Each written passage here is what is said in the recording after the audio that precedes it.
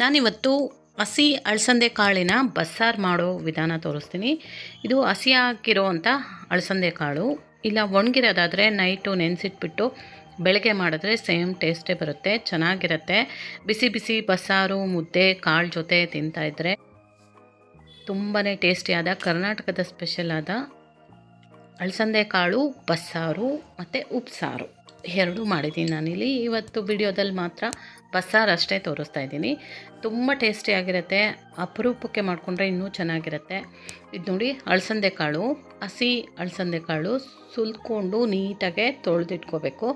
ನೋಡಿ ದಪ್ಪ ಇದೆ, ನಾಟಿ ಅಳಸಂದೆ ಕಾಳು ಇದು. ಇದರಲ್ಲಿ ಮಾಡಿದ್ರೆ ಒಳ್ಳೆ ಟೇಸ್ಟ್ ಬರುತ್ತೆ. ಇದಕ್ಕೆ ಬೇಕಾಗಿರೋದು ಹಸಿ ಕಾಯಿ ತುರಿ ಮತ್ತು ಬೆಳ್ಳುಳ್ಳಿ ತೊಗೊಂಡಿದ್ದೀನಿ ಇಲ್ಲಿ 2 ಗಡ್ಡೆಯಷ್ಟು. ಸೊಪ್ಪು ಒಗ್ಗರಣೆಗೆ ಈರುಳ್ಳಿ, ಹಸಿಮೆಣ್ಸಿನ್ಕಾಯಿ, ಸಾರಿಗೆ ಕೊತ್ತಂಬರಿ ಸೊಪ್ಪು, ಈರುಳ್ಳಿ, ಟೊಮೊಟೊ ತೊಗೊಂಡಿದ್ದೀನಿ. ಒಂದು ಕುಕ್ಕರ್ ತೊಗೊಂಡು ನೀಟಾಗಿ ತೊಳ್ಕೊಂಡಂಥ ಅಳಸಂದೆ ಕಾಳನ್ನು ಹಾಕ್ಕೊಳ್ಳೋಣ. ಇದಕ್ಕೆ ಬೇಯಕ್ಕೆ ಬೇಕಾಗುವಷ್ಟು ನೀರು ಹಾಕ್ಕೊಳ್ಳೋಣ. ಒಂದು 3 ಲೋಟ ಹಾಕ್ಕೊಂಡ್ರೆ ಸಾಕಾಗುತ್ತೆ. ಸ್ವಲ್ಪ ಬೇಯಕ್ಕೆ ರುಚಿಗೆ ಉಪ್ಪು ಹಾಕ್ಕೊಳ್ಳೋಣ. ಸ್ವಲ್ಪ ಹಾಕ್ಕೊಂಡು ಕುಕ್ಕರಲ್ಲಿ ಕ್ಲೋಸ್ ಮಾಡಿ 1 ರಿಂದ 2 ವಿಸಲ್ ಬಂದರೆ ಸಾಕು. ಇದು ಹಸಿದಾಗಿರೋದ್ರಿಂದ ಬೇಗ ಬೇಯುತ್ತೆ. ಇಲ್ಲಿ ಮತ್ತೆ ಒಂದು ಪ್ಯಾನ್ ಇಟ್ಕೊಂಡು ಪ್ಯಾನ್ ಕಾದಾದಮೇಲೆ ಇದಕ್ಕೆ 3 ಸ್ಪೂನಷ್ಟು ಆಯಿಲ್ ಹಾಕ್ಕೋತಾ ಇದ್ದೀನಿ. ಆಯಿಲ್ನ ಸ್ವಲ್ಪ ಕಾಯಿಸ್ಕೊಳ್ಳೋಣ. ಇದು ಕಾಳು ಒಗ್ಗರಣೆಗೆ ಮಾಡ್ತಾ ಇರೋವಂಥ ಒಗ್ಗರಣೆ.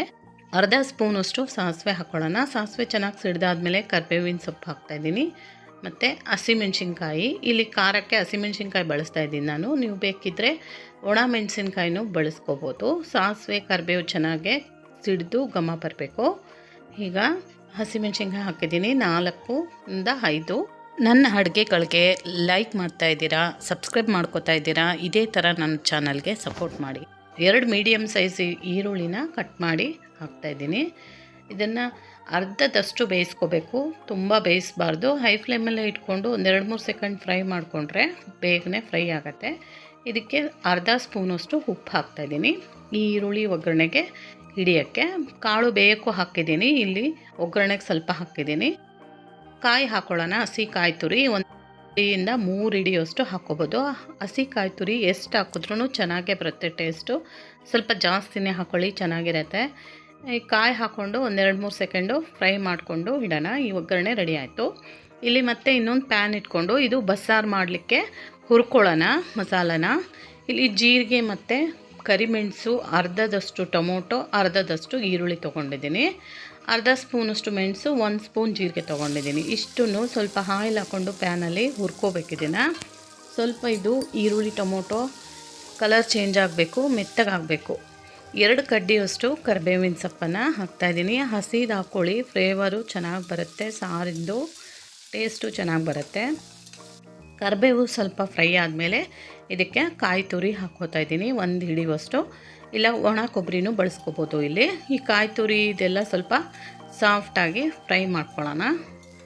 ಒಂದು 2-3 ಸೆಕೆಂಡು ಕಾಯಿ ತುರಿ ಹಾಕಿದ್ಮೇಲೆ ಫ್ರೈ ಆದಮೇಲೆ ಇದಕ್ಕೇ ಹುಣಸೆ ಹಣ್ಣು ಹಾಕ್ಕೊಳ್ಳೋಣ. ಒಂದು ಸ್ವಲ್ಪ ಅರ್ಧ ಸ್ಪೂನಷ್ಟು ಧನಿಯಾ ಪುಡಿ, 1 ಸ್ಪೂನಷ್ಟು ಖಾರದ ಪುಡಿ, 3/4 ಸ್ಪೂನಷ್ಟು ಅಲ್ಲಿ ಕಾಳು ಬೇಯಲಿಕ್ಕೂ ಹಾಕಿದ್ದೀನಿ ನೋಡಿ ಹಾಕ್ಕೊಳ್ಳೋಣ. ಸ್ವಲ್ಪ ಬೆಲ್ಲ, ಇಷ್ಟನ್ನು ಹಾಕ್ಕೊಂಡು ಒಂದು ಸ್ವಲ್ಪ ಹಿಂಗನ್ನು ಇದಕ್ಕೆ ಹಾಕ್ಕೋತಾ ಇದ್ದೀನಿ. 10 ಎಸಳು ಬೆಳ್ಳುಳ್ಳಿ ಇದನ್ನು ಹಾಕ್ಕೊಂಡು ಮತ್ತೆ ಸಿಮ್ಮಲ್ಲಿ ಇಟ್ಕೊಂಡು ಒಂದು 2-3 ಸೆಕೆಂಡು ಇದನ್ನು ಚೆನ್ನಾಗಿ ಬಾಡಿಸ್ಕೋಬೇಕು. ಇದೆಲ್ಲ ಸ್ವಲ್ಪ ಚೆನ್ನಾಗಿ ಸಾಫ್ಟಾಗಿ ಖಾರದ್ದೆಲ್ಲ ಎಲ್ಲೆಲ್ಲ ಕಡಿಮೆ ಆಗಿ ಚೆನ್ನಾಗಿ ಬರುತ್ತೆ. ಈಗ ಹುರಿದಾಗಿದೆ, ಇದನ್ನು ಸಂಪೂರ್ಣವಾಗಿ ತಣ್ಣಗಾಗೋಕ್ಕೆ ಬಿಡೋಣ. ಈ ಕಡೆ ಕಾಳು ಬೇಯಲಿಕ್ಕೆ ಇಟ್ಟಿದ್ವಲ್ಲ ಕುಕ್ಕರ್ಗೆ, ಅದು ಚೆನ್ನಾಗಿ ಬೆಂದಿದೆ ನೋಡಿ. ಕುಕ್ಕರ್ಲಿಟ್ಟು ಓಪನ್ ಮಾಡಿ ತೋರಿಸ್ತಾ ಇದ್ದೀನಿ. ಸಾಫ್ಟಾಗಿ ಬೆಂದಿದೆ. 2 ವಿಸಲ್ ಬಸ್ಕೊಂಡಿದ್ದೀನಿ ಅಷ್ಟೇ. ಇದನ್ನು ಕಾಳು ಸಪ್ರೇಟು ನೀರು ಸಪ್ರೇಟ್ ಮಾಡ್ಕೋಬೇಕು. ಈ ಥರ ತೂತ ಇರೋವಂಥ ಜಾಲರಿಗೆ ಹಾಕ್ಕೊಂಡು ಬಸ್ಕೊಂಬಿಡೋಣ ಕಾಳನ್ನು.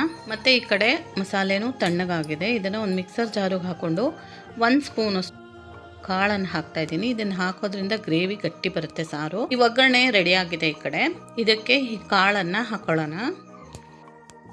ಬಸ್ತಿಟ್ಕೊಂಡಂಥ ಕಾಳು ಹಾಕ್ಕೊಂಡು ಮತ್ತೆ ಸ್ಟವ್ ಹಚ್ಚಿ ಒಂದು 2-3 ಸೆಕೆಂಡು ಇದನ್ನು ನೀಟಾಗೆ ಫ್ರೈ ಮಾಡ್ಕೋಬೇಕು. 1-2 ಸೆಕೆಂಡು ಚೆನ್ನಾಗಿ ಅದರಲ್ಲಿರೋ ಇನ್ನು ಸ್ವಲ್ಪ ನೀರಿನ ಅಂಶ ಎಲ್ಲ ಕಡಿಮೆ ಆಗಿ ಹೊಂದ್ಕೋಬೇಕು ಆ ಕಾಯಿ ತುರಿ ಈರುಳ್ಳಿ ಜೊತೆ. ಅದು ಅಲ್ಲಿ ತನಕ ಇದನ್ನು ಸ್ವಲ್ಪ ಹೊತ್ತು ಫ್ರೈ ಮಾಡ್ಕೊಳ್ಳೋಣ.